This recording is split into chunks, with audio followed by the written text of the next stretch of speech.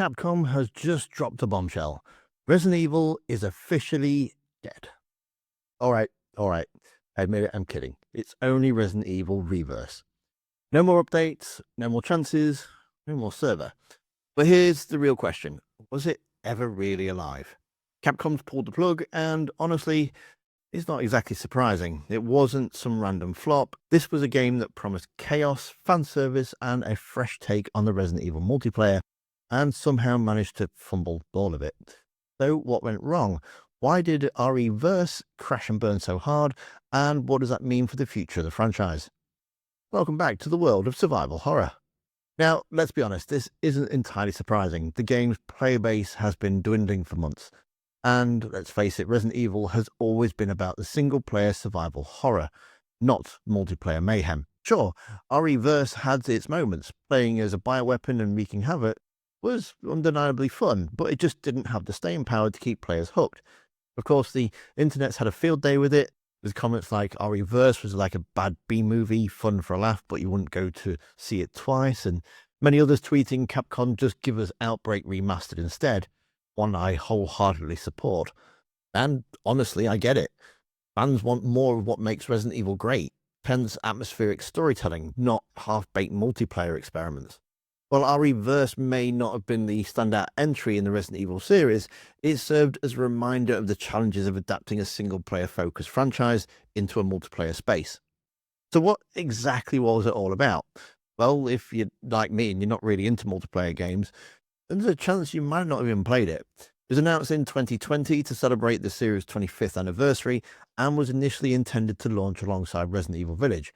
However, it faced multiple delays and finally released in October of 2022. The format is a 4 to 6 player online deathmatch game where players compete in short, chaotic matches, and you get to choose from iconic characters such as Leon Kennedy, Jill Valentine, Chris Redfield. You know, get the idea. You can even play as the bioweapons as well, Nemesis, Mr. X, that sort of thing. When a player is defeated, they can respawn as the bioweapon, turning the tide of the battle with power abilities and stuff. Game featured maps inspired by classic Resident Evil locations, such as the Resident Evil police station and the Baker Mansion. Game's actually packed with references and callbacks to the Resident Evil series, making it a kind of a nostalgic treat for long-time fans.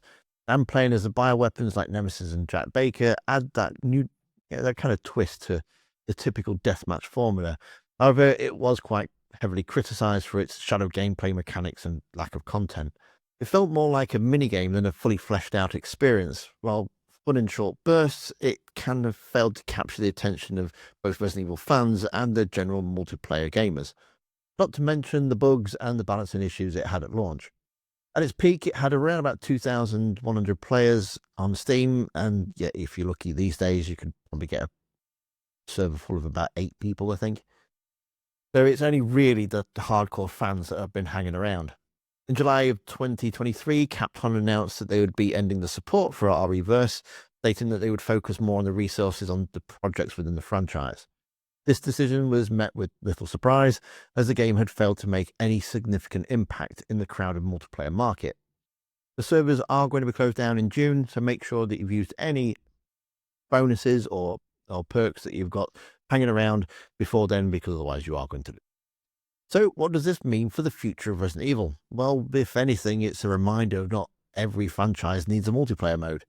Capcom has been knocking it out of the park with recent releases like Resident Evil Village and RE4 Remake, so maybe it's time to double down on what they do best, spine-chilling, single-player experiences. While RE-verse may not have been the standout entry in the Resident Evil series, it served as a reminder of challenges of adapting a single-player focused franchise into a multiplayer space. And at the end of the day, RE-verse may not have been the hit Capcom hoped for, but it's not the end of the world. The franchise still going strong, and who knows, maybe one day we'll actually get the Outbreak remaster fans have been begging for. Until then, let's raise a glass to RE-verse, a game that tried, stumbled, but ultimately reminded us why we love Resident Evil in the first place.